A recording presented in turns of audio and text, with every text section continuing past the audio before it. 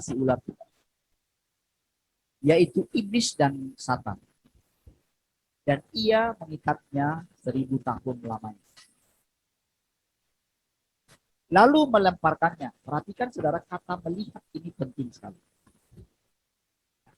Lalu aku melihat. Jadi Yohanes itu melihat semuanya ini, dan firman Tuhan katakan semuanya sudah terjadi.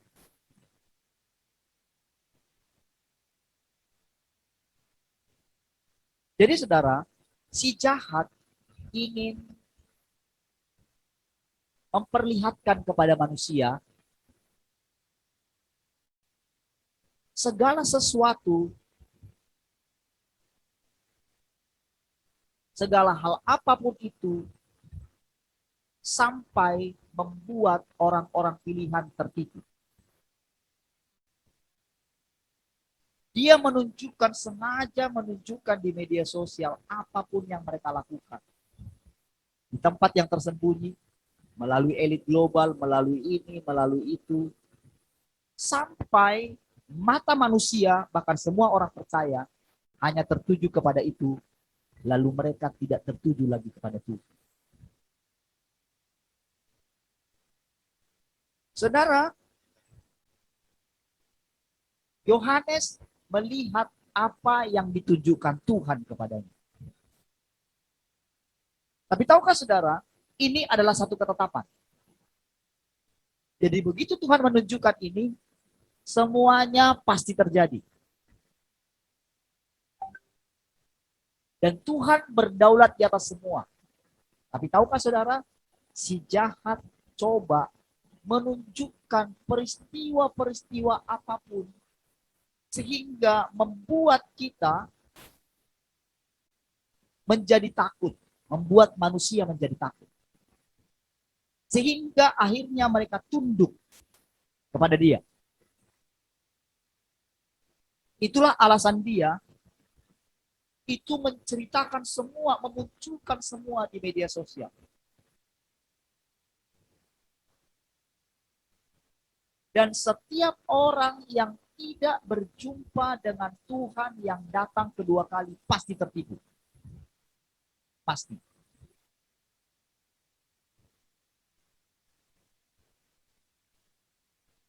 Saudara, Tuhan yang datang kedua kali adalah firman-Nya sebetulnya. Tapi firman-Nya ini bukan yang dulu. Karena dia sekarang bukan untuk disalibkan lagi. Perhatikan baik-baik.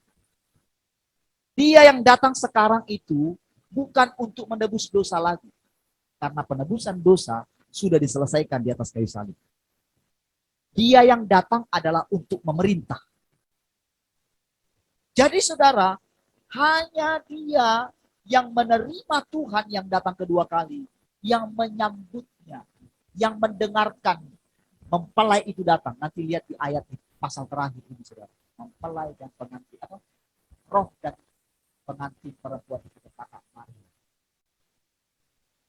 Jadi itu ada kesepakatan.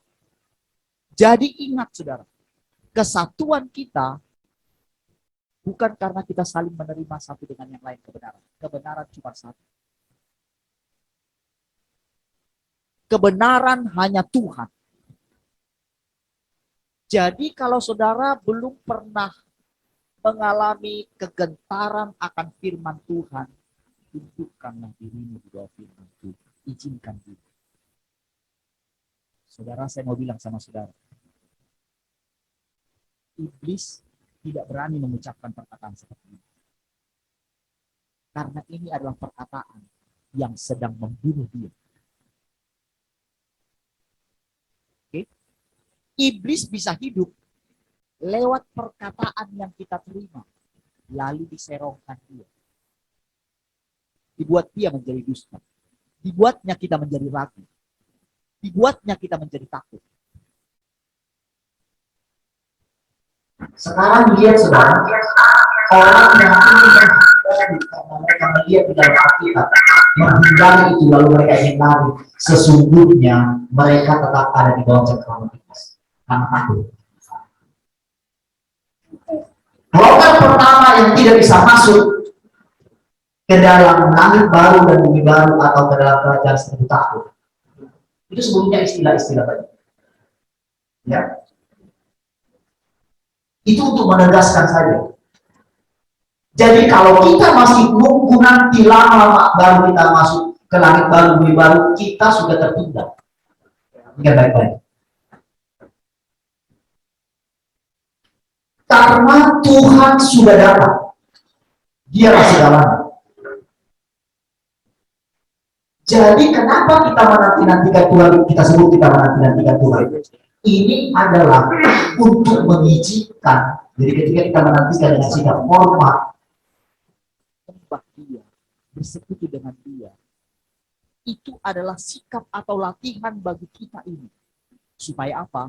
Seluruh firman-Nya berkenan diam di dalam saudara. Itu dikatakan seluruh kepenuhan Allah berkenan diam di dalam kita. Jadi ketika dikatakan Tuhan Yesus dikatakan di dalam Dia berkenan seluruh kepenuhan Allah, sebetulnya itu berbicara mengenai saudara. Kenapa? Kan kita menerima Yesus. Amin.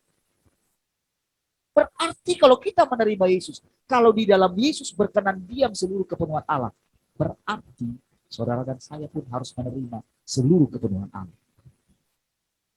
Amin. Itu artinya kita kan menyatu dengan Dia. Jangan mau percaya kepada tipuan itu. Iblis akan berkata, siapa kamu?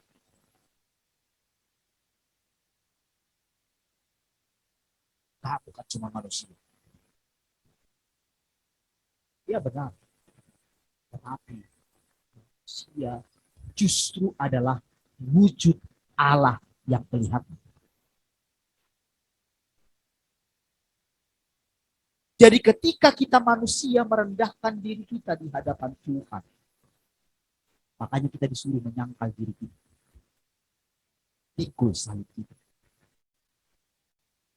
Ikut Dia kemanapun Dia pergi. Supaya di mana Dia berada, kita pun berada.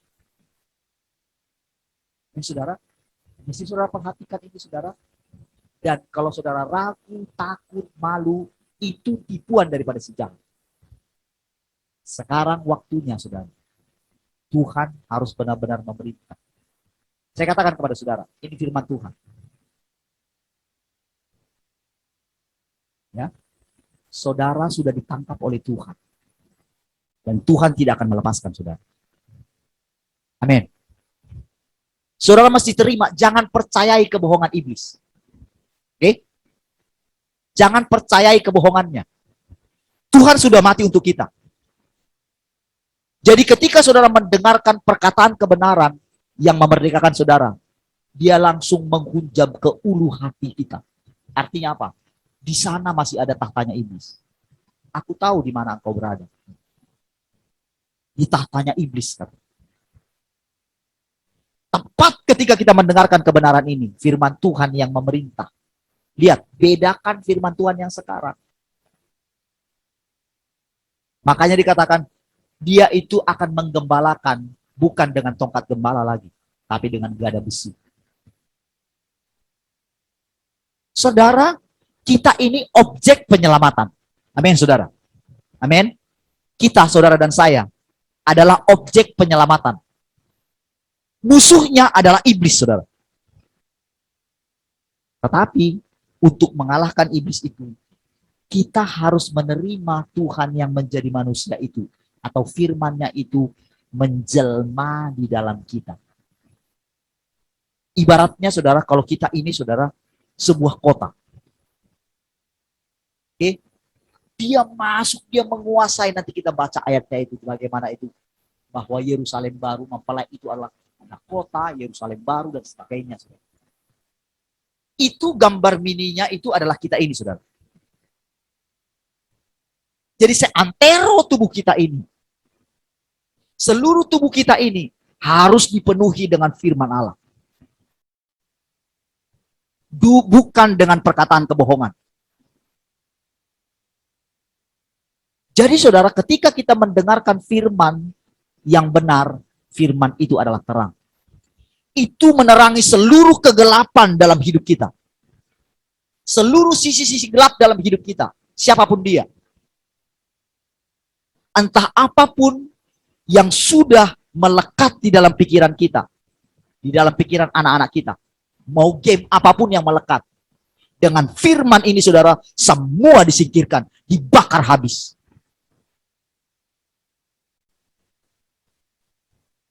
Oke, itulah bedanya firman Tuhan dengan perkataan manusia.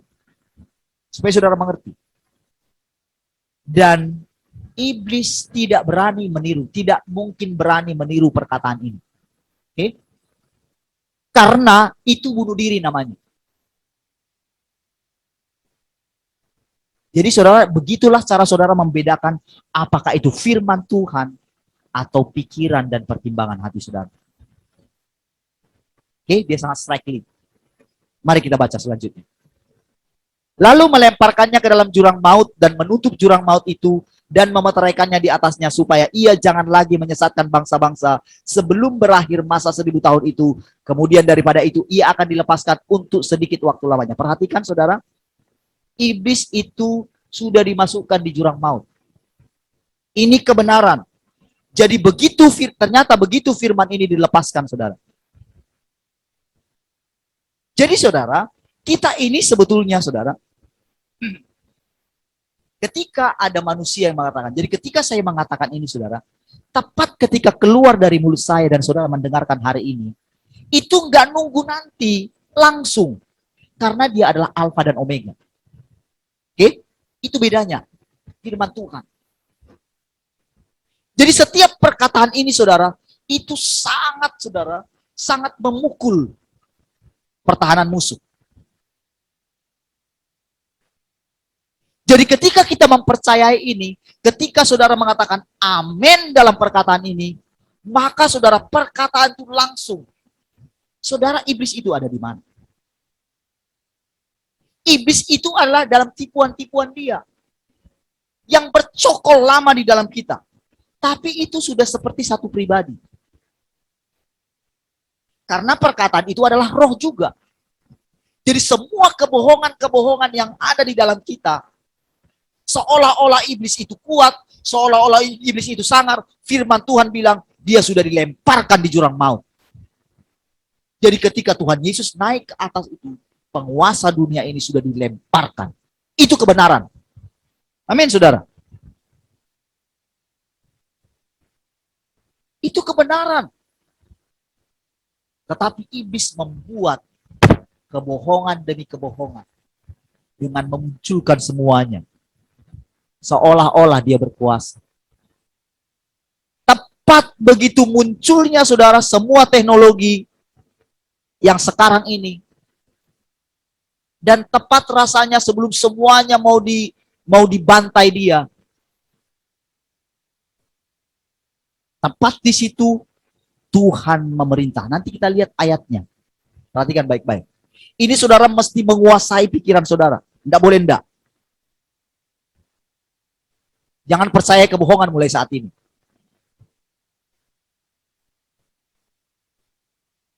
Karena itu dimeteraikan saudara. Lalu nanti dilepaskan. Sedikit waktu lamanya. Sedikit waktu lamanya. Lalu aku melihat tahta-tahta. Perhatikan.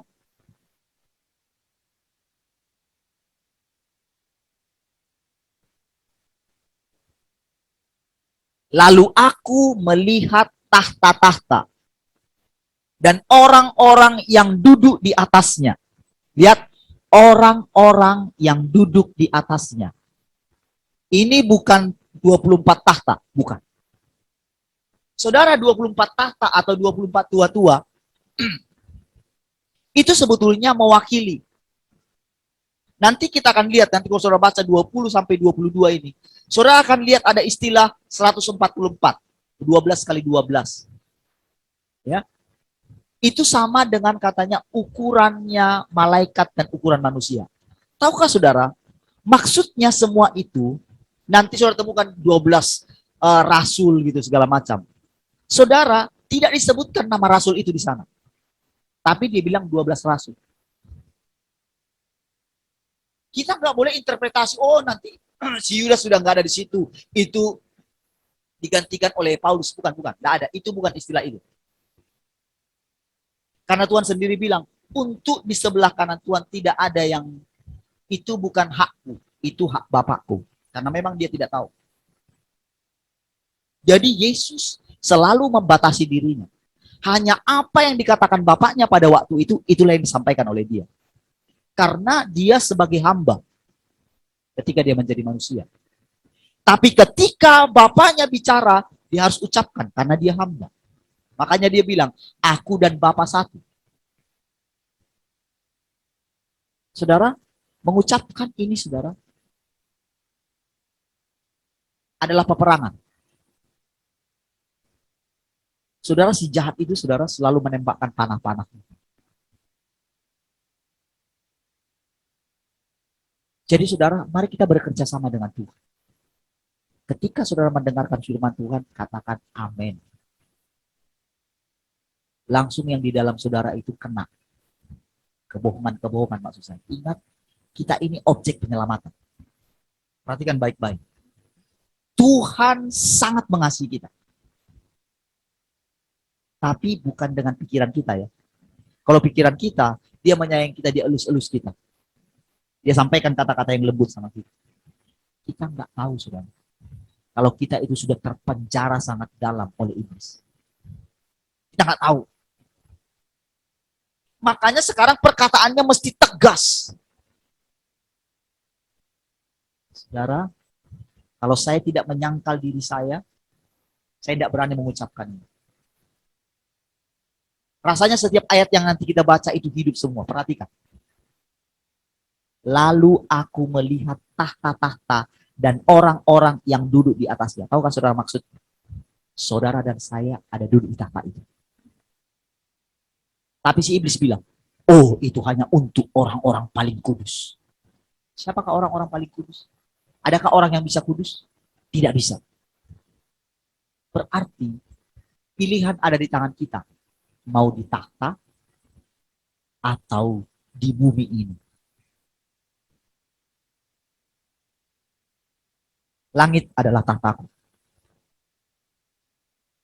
Bumi, semua orang yang ada di bumi ini. Makanya bumi yang lama ini dikatakan.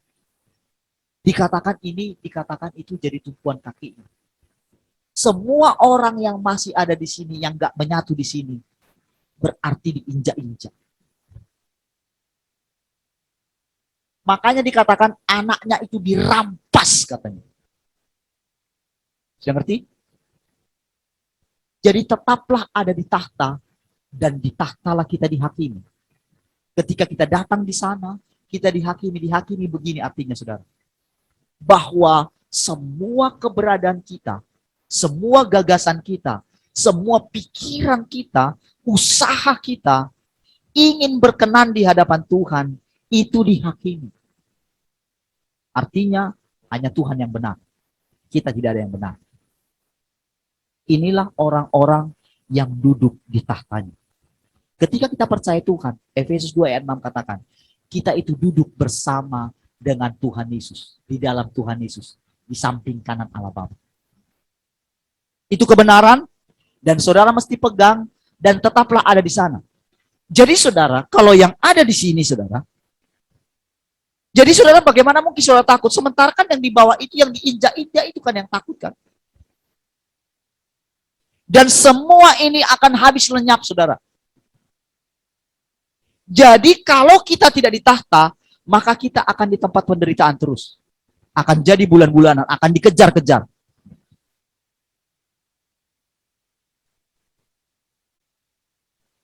Sekarang pilihan di tangan kita, mau di tahta ini atau dikejar-kejar oleh dunia ini. Perhatikan saudara. Dunia ini sedang menawarkan segala sesuatu supaya kita tetap tinggal di bumi ini. Ingat ya perkataan ini saudara, perkataan roh, bukan perkataan materi. Jadi saudara, dimanapun kita berada ketika kita terima Tuhan, harusnya kita tetap ada di sini. Bersama dengan Tuhan. Kalau kita menerima Tuhan yang datang kedua kali, kita menerima Tuhan yang memerintah. Amin. Jadi saudara, kalau ada pikiran khawatir, pikiran takut, pikiran bimbang, itu berarti saudara sedang turun tahta. Saudara, yang diartikan di sini, saudara adalah anaknya. Tapi saudara benar-benar mesti benar-benar mengerti sebagaimana Yesus adalah anaknya Allah. Seperti itulah harus pikiran saudara. Apa yang jadi milik dia adalah milik kita. Berarti kalau dunia ini masih bisa menawarkan segala sesuatu supaya kita tertarik, semua milik bumi adalah milik bumi. Ingat sekali lagi. Satu masa yang akan kita lewati di langit baru dan bumi baru, semua sistem ini akan dihancurkan. Ingat sistemnya yang dihancurkan. Jadi saudara, yang dikatakan langit lama dan bumi lama yang akan berlalu, itu adalah pengertian yang lama. Jadi pekerjaan yang lama. Jadi kepercayaan kepada Tuhan yang bayang-bayang itu saudara. Itu yang sedang digantikan dengan kepercayaan kepada Tuhan yang jelas. Jangan tunggu mati untuk melihat Tuhan. Hari ini kita sedang melihat pemerintahan Tuhan di tengah-tengah kita. Amin, saudara. Oke, saudara mesti berani mengatakan amin. Dengan itu, saudara, saudara sedang menghantam iblis yang ada di dalam saudara. Saudara mesti sepakat dengan Tuhan. Saudara, saya tadi sampai mimpi, saudara. Dalam mimpi saya itu begini, saudara. Ketika saya dengarkan saudara, itu rasanya hanya menemukan satu kebenaran yang dikatakan tadi itu, saudara. Itu benar-benar rasanya gejolak. Sampai saya mimpi gini, dalam mimpi saya itu, saudara, saya tidak bisa menyampaikan perkataan ini. Saya hanya bilang begini, dalam mimpi itu, ketika saya mimpi, saya khotbah, saya nggak tahu khotbah saya kemana-mana pada berlarian orang. Sampai 2 berkat pun itu nggak selesai. Sampai saya bilang gitu, sampai udah kalang kabut gitu ya, gimana gitu. Saya bilang, hei sebetulnya ada loh yang mau saya sampaikan. Bukan ini yang mau saya sampaikan. Ketika saya terbangun, saudara saya dapat pengertian begini. Tiba-tiba. Karena selama ini kan, saudara lihat saya ragu. Ragunya begini, saudara. Karena kan ketika saya mengucapkan, kan seolah-olah saya meninggikan diri saya. Itu saudara hantaman yang luar biasa dari si jahat. Sehingga kita nggak berani, nggak bisa mendengarkan firman Tuhan langsung. Saya coba membuat saudara mengerti. Itu pikiran saudara. Itu nggak murni. Tapi supaya saudara bisa mengerti, saya coba buat itu. Saya coba menceritakan pengalaman-pengalaman saya dengan Tuhan supaya saudara terinspirasi dengan Tuhan. Sehingga yang banyak itu saudara, itu jadi bersambung. Padahal saudara hanya firman Tuhan yang bisa melepaskan kita. Bukan pikiran saya. Jadi ketika saya tahu kebenaran itu saudara, saya kaget sekali. Jadi perkataan ini yang katakan oleh iblis tidak berani mengucapkan perkataan seperti itu. Jadi selama saya lagi, sampai saya gini saudara, sampai saya harus sujud di hadapan Tuhan, sampai berkali-kali saya sampai bilang kayak gini sama Tuhan.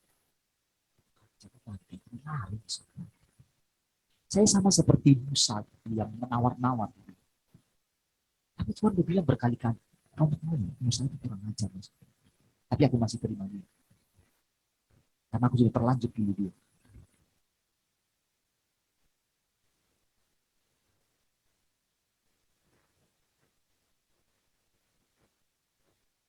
Sekarang, maaf ya saya catat lagi nama guru kita. Ketika dia di mana-mana, udah setua itu masih diinginkan perempuan-perempuan untuk nikah sama dia. Bayangin.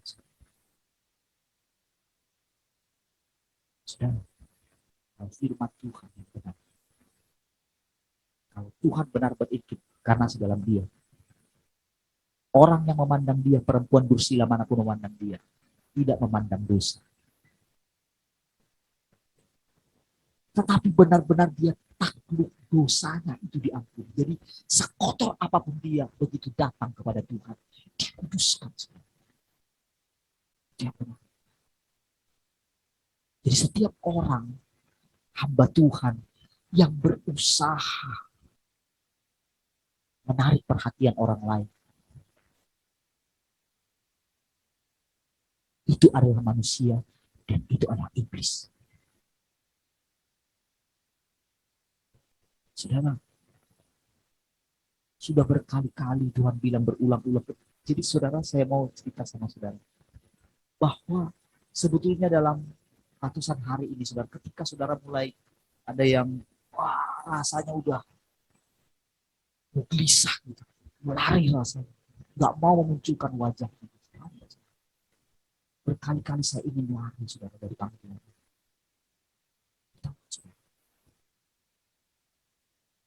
Kalau kita tidak menyambut Tuhan atau firman Tuhan, kita akan ada di sini diinjak-injak oleh iblis. Keluarga kita akan diinjak-injak. Keluarga kita akan dibakar habis. Bagi mereka yang hidup akan ditelan habis. Bagi mereka yang mati, mereka tidak mendapatkan kesempurnaan. Mereka dibakar habis.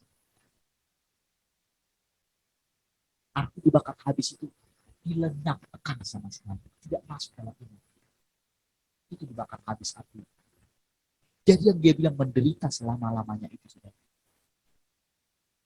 Jadi mereka hanya menanti. Jadi mereka bergantung sepenuhnya kepada manusia-manusia yang hidup sekarang.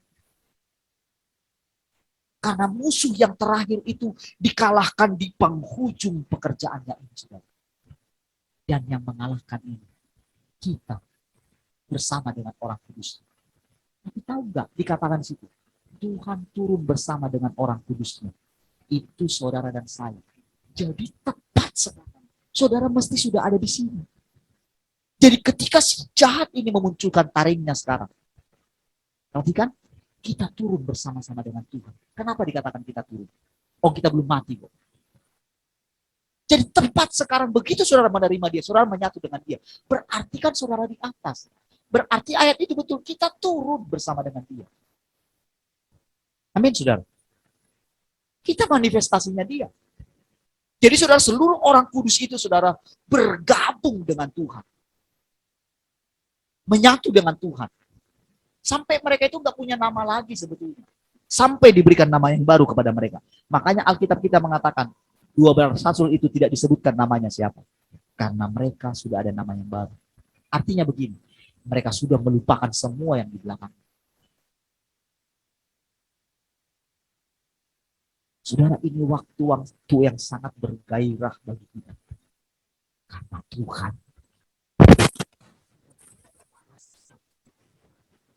semua yang diakibatkan oleh setan, yang mengakibatkan kerusakan utama. Saudara, mungkin saudara, apa yang dilakukan oleh manusia dengan segala kenajisan, dengan segala apapun, dia tidak itu saudara, karena dia itu kudus.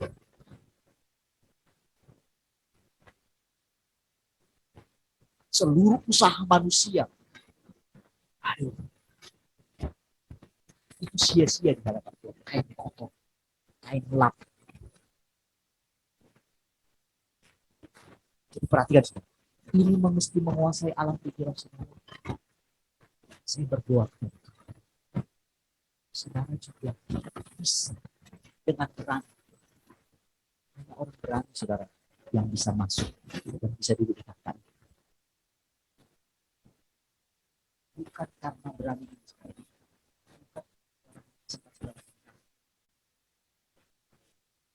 Petrus kelihatannya pemberani, tapi ternyata menakutkan.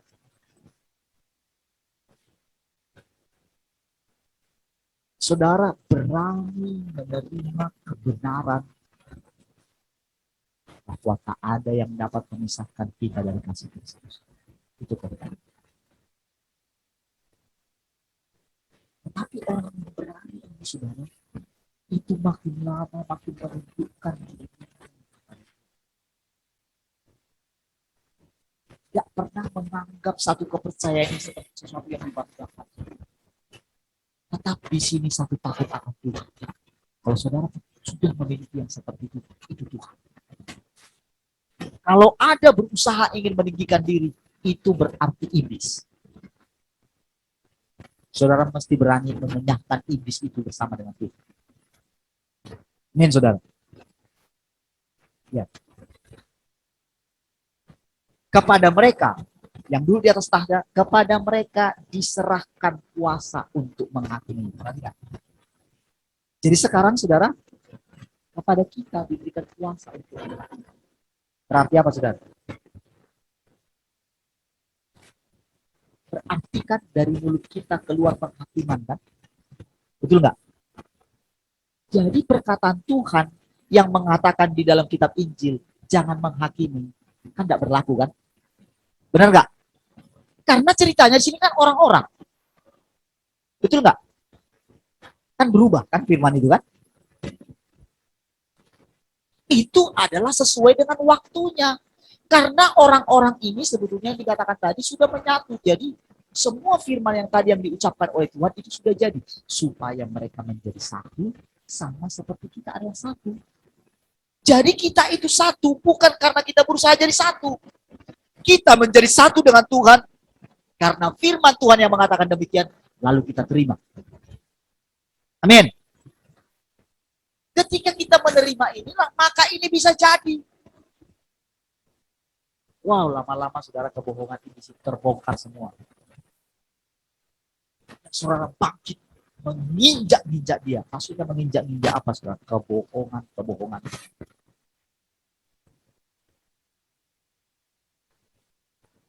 Menganggap dia tidak ada. Menganggap semua itu dusta, bohong. Oke, lihat. Lihat ini, saudara. Aku juga melihat. Nah, setelah itu perhatikan. Ya, lihat ini ya. Aku juga melihat jiwa-jiwa mereka yang telah dipenggal kepalanya karena kesaksian tentang Yesus dan karena firman Allah. Perhatikan ini, saudara. Kenapa yang dipenggal kepalanya? Padahal, saudara, penganiayaan yang terjadi dulu itu kan banyak modelnya.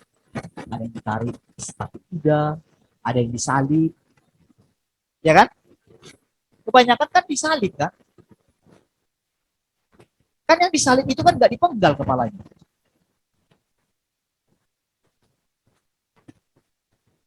Jadi lihat ini, saudara, yang dipenggal kepalanya karena kesaksian tentang Yesus. Saudara, semua orang yang masih pakai pikirannya ini, pakai kulitnya, pakai matanya, jadi katakan kepalanya dipenggal. Artinya, saudara, itu jadi digantikan dengan kepalanya Tuhan. Karena dikatakan begini, karena kesaksian tentang Yesus dan karena firman Allah. Jadi saudara, sampai dia itu nggak punya pikiran yang lain lagi, digantikan dengan kepalanya, pikiran. Lalu lihat ini, saudara, dia di bawahnya. Yang tidak menyembah binatang itu dan patungnya, dan yang tidak menerima tandanya pada dahi dan tangan mereka. Dan mereka hidup kembali memerintah sebagai raja bersama-sama dengan Kristus untuk masa 1000 tahun. Perhatikan, saudara, ini sesuatu yang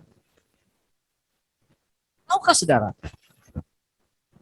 Saudara, ada orang mengkhotbahkan tentang ini, saudara, bahwa sebetulnya tanda itu bukan tanda secara lahiriah. Karena ternyata orang-orang sudah memakai tanda itu. Tanda secara roh, mereka memikirkan apa yang dipikirkan oleh dunia. Tetapi lupa, saudara, bahwa sebetulnya sekarang kita melihat tanda-tandanya itu dengan jelas. Sekarang tujuannya apa orang menerima tanda itu? Sekarang, saudara, kemana-mana. Berbahagialah saudara yang tidak menerima, karena sekarang kan saudara nggak bisa masuk ke mall. Iya dong? Nggak bisa menerima apa? Diskon-diskon, kan? Nggak bisa menerima kemudahan bekerja, kan? Karena semua itu adalah tawaran daripada dunia ini, ingin mengikat kita tetap di dunia ini. Lihat, saudara, dunia ini diruntuhkan. Dibakar habis semua ini, saudara. Saudara, karena begini saudara, kalau saudara nggak pergi ke mall, berarti kan saudara kan nggak perlu lagi gini kan? Selama ini gini nggak?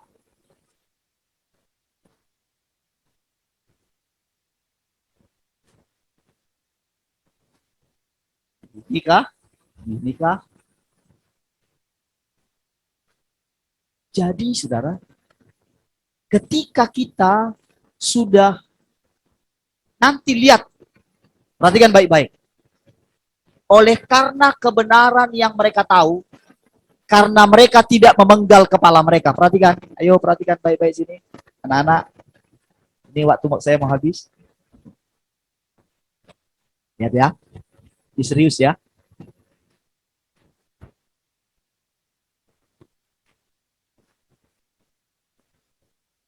Saudara, dikatakan di situ jiwa mereka yang telah dipenggal kepalanya. Saudara, orang-orang yang punya pemahaman Alkitab di masa yang lalu, kalau mereka tidak rela melepaskan semua itu, artinya dipenggal kepalanya kan?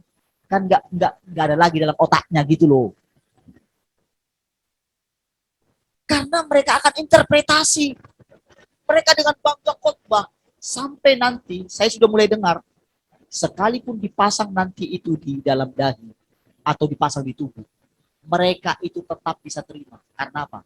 Mereka pikir roh Allah dalam mereka jauh lebih besar. Yang datang sekarang bukan sekedar roh yang tak kelihatan. Dia datang dengan firman yang tajam. Matanya itu tajam merah, saudara. Sampai apa, saudara? Kita nggak mungkin bisa bohong di hadapan dia. Jadi kita transparan, terbuka di hadapan dia, saudara. Inilah hidupku Tuhan. Aku masih seperti ini. Gimana Tuhan? Kita sujud di hadapan dia. Kita datang untuk makan dia setiap hari. Yang ada di pikiran kita hanya Tuhan. Kita tidak tertarik lagi dengan apapun yang ditawarkan oleh dunia. Tapi ingat saudara, bukan berarti ingat ya saudara ya. Kenapa rasanya kita itu, kenapa Tuhan katakan berbahagialah orang yang miskin? Tahu nggak maksudnya apa saudara? Karena di dalam setiap hal barang-barang dunia ini, selalu ada terus ingin mencapai lebih, tapi tidak pernah puas. Jadi begitu kita mendapatkan Tuhan, kalau masih ada pikiran-pikiran dunia ini, berarti kita belum mendapatkan Tuhan. Masih ada yang kita simpan dalam hati kita. Jadi sekarang saudara, ketika apapun yang dikatakan oleh dunia ini kepada saudara, ingin menakut-nakuti saudara, sekarang akuilah bahwa Tuhan yang punya hidup saudara. Mengakui nama Tuhan bukan berarti begini, oh aku masih mengakui nama Yesus kok, aku masih menyembah Yesus. Saudara, yang katakan tadi itu semua itu hamba Tuhan. Gak apa-apa, terima itu. Tuhan belum datang, Tuhan gak ada di situ, itu menakut-nakut, itu hoax.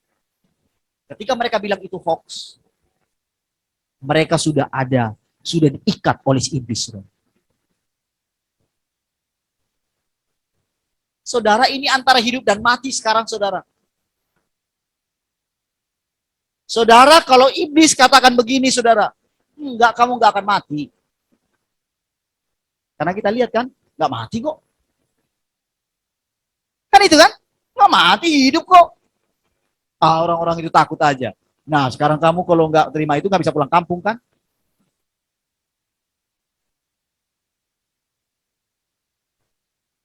Lihat saudara, semua takutin. Lalu kenapa kalau saudara mendengarkan firman Tuhan katakan, biarlah orang mati mengumumkan orang mati. Kalau itu harus terjadi kepada saudara. Saudara mengakui nama Tuhan atau mengakui perkataan manusia? Sekarang kalau mungkin datang pedang kepada orang itu, saudara, kamu percaya Tuhan, pedang di sini, sangkal Tuhan, mungkin mereka tidak akan menyangkal nama Tuhan. Sekarang, saudara, dia membujuk sampai murtad. Sampai apa? Dikasih kemudahan-kemudahan. Ya kan? Dikasih diskon di mana-mana. Kalau nanti kamu ini, kamu bisa mendapatkan pekerjaan. Bisa kamu berjual beli, katanya kan?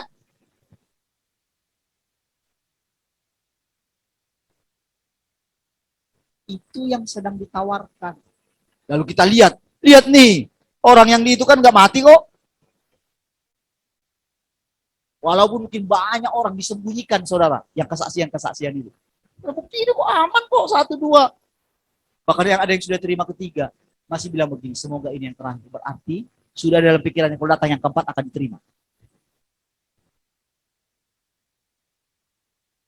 Hei saudara, si jahat ini berusaha membuat melalui berita-berita supaya apa? Supaya yang dia lakukan itu dianggap. Itu gak masalah. Menganggap perkataan Tuhan ini yang dikatakan di sini menjadi kebohongan. Itu belum terjadi. Enggak kok, enggak ada kiamat itu. Lihat nih semua akan bertambah baik nih sekarang dengan teknologi. Nggak akan ada lagi nanti kematian. Itu yang mereka bilang. Itulah perkataan iblis. Saudara, perkataan Tuhan, saudara harus pilih sekarang. Hidup atau mati. Mari kita lihat ayat selanjutnya. Kalau nggak selesai ini, saudara, kita lanjutkan besok. Lihat. Dan mereka hidup kembali dan memerintah sebagai raja bersama-sama dengan Kristus untuk masa 1000 tahun. Perhatikan, saudara. Jadi kalau mereka yang sudah mati sih, mereka yang sudah ini, awalnya saudara, mereka itu masih terikat dengan keluarga mereka. Tetapi begitu mereka berani ngambil keputusan dan mereka sudah melihat Tuhan itu, saudara, mereka masih merelakan keluarga mereka yang ada di muka bumi. Demi mereka menyatu dengan Tuhan. Saya terinspirasi kemarin ketika dia cerita-cerita di rumah Pak Tuhan. Saya bilang itu benar. Mimpi itu. Saya benar-benar, oh, begitu Pak. Dalam hati saya.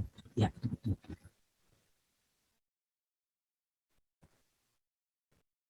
Semua orang mesti melekat kepada Tuhan.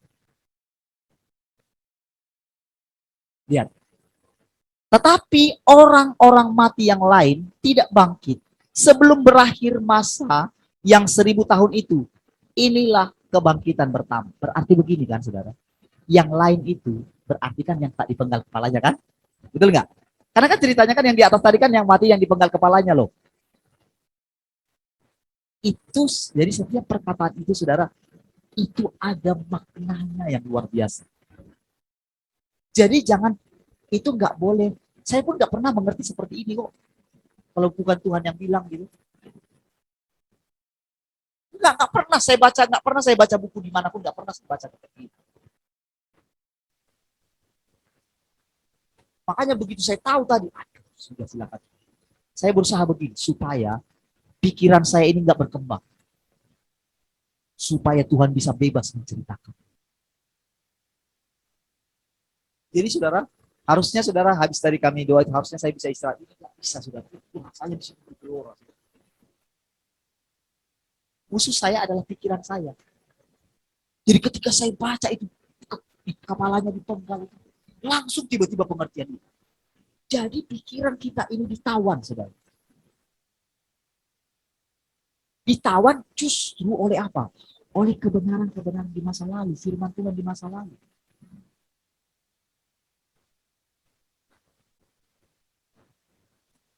Oh, Tuhan yang lembut, gitu kan?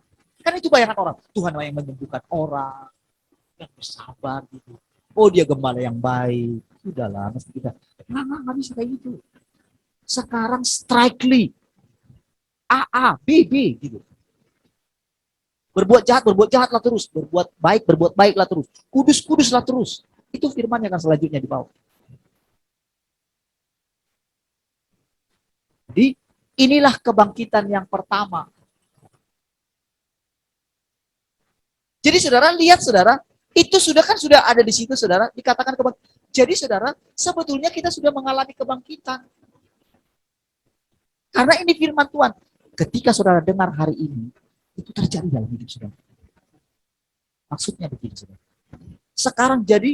Sekarang kita mesti lebih percaya. Jadi sekarang kita hidup seolah-olah sekarang. Lihat ya. Berbahagia dan kuduslah ia yang mendapat bagian dalam kebangkitan pertama itu. Berbahagia dan kuduslah ia yang mendapat bagian dalam kebangkitan pertama itu. Saudara, perhatikan saudara. Kan dulu kan belum ada yang namanya tanda chip kan? Tapi ini kan seolah-olah kan itu kan dulu kan? Lihat nggak? Kan dibilang kan dipenggal kepalanya. Lalu kenapa yang tidak menerima tanda? Lalu dikatakan itu kebangkitan yang pertama. Lihat semua penjelasan orang tentang akhir zaman. Itu semuanya itu nggak bisa menjelaskan seperti ini. Karena bayangan mereka, oh ada kebangkitan pertama, ada kebangkitan kedua, ada kematian pertama. Nggak bisa menjelaskan tentang maksud Tuhan. Nggak bisa. Hanya begitu kita dikuasai, diperintah oleh kebenaran.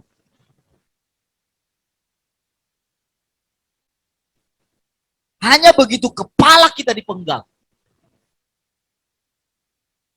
Enggak lagi gue berpikir kan. Berarti apa? Kepalanya Tuhanlah termasuk. Amin saudara. Jadi katakan kan tidak punya tempat untuk meletakkan kepalanya. Kita ini tubuh saudara. Jadi kita cuma tubuh saja. Kepalanya adalah Tuhan.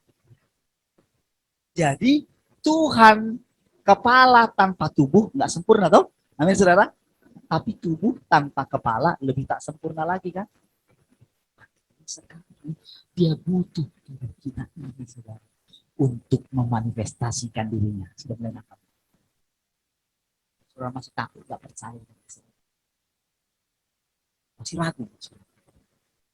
Masih saudara anggap nggak ada manusia yang berkata gini, oh sombong dia. Harus jangan saudara. Sama-sama menunjukkan diri kita kepada Tuhan. Mari kita saling menguatkan dengan percaya, dengan berani menghampiri dia dengan penuh keberanian. Saudara, semua kita orang yang merendahkan diri di hadapan Tuhan. Kita pegang perkataan ini. Siapapun tidak bisa menyentuh saudara. Kita ada dalam perlindungan. Takut pun tidak bisa. Kalau saudara takut, ingat ayatnya. Nanti besok kita bahas ya. Kalau sudah pasti. Besok lebih jelas lagi. Lebih detail lagi. Takut pun jangan. Khawatir pun jangan. Apapun yang mereka bilang, oh kamu nggak bisa bekerja di sini lagi. Tuhan bisa berikan pekerjaan yang benar. Si berani ya. Jangan bilang, oh karena ini enggak akui nama Tuhan. Tuhan sudah tebus hidup saya. Saya tidak butuh itu. Itu namanya mengakui nama Tuhan. Amin. Saudara, itu sebabnya dulu saudara. Ketika kita coba mau buat apa namanya tembak-tembak itu kan. Saya bilang, tidak selesai.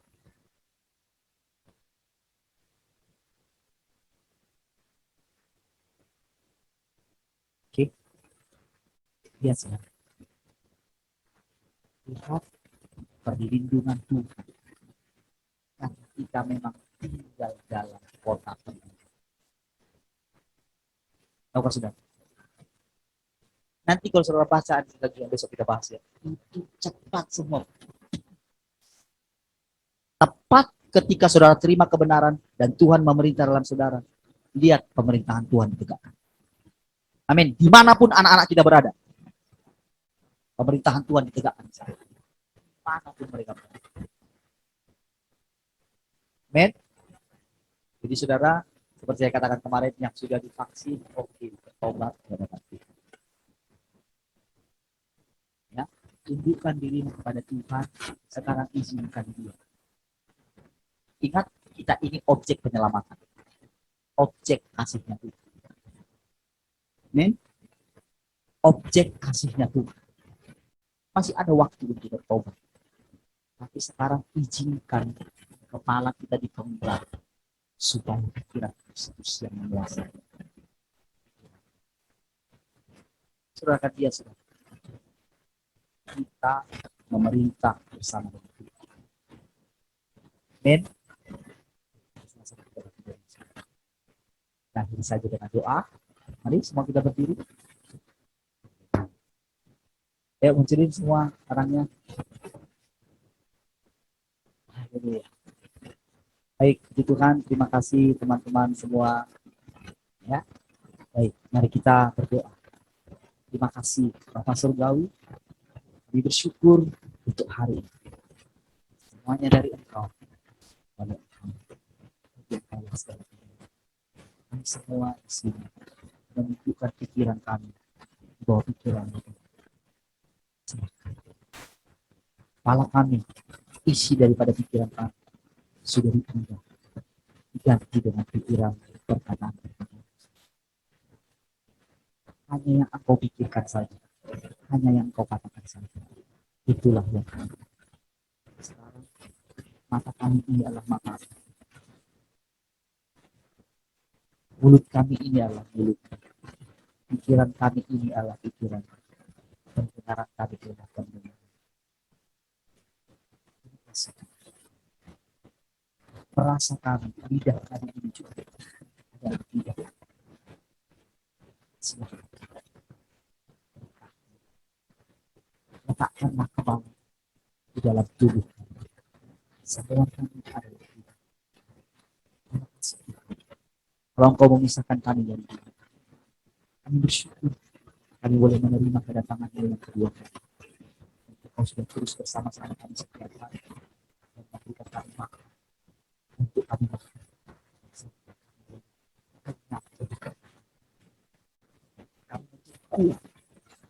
Terima kasih Tuhan. Kami bersyukur kalau Engkau menyelamatkan seluruh keluarga, seluruh orang-orang yang kasih.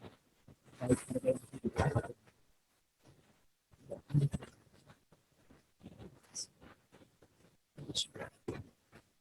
Boleh masuk. Segera kita naikkan dua Bapa kami. Bapa kami yang di surga, dikuduskanlah namamu. Datanglah kerajaan, jadilah kehendak di bumi seperti di surga.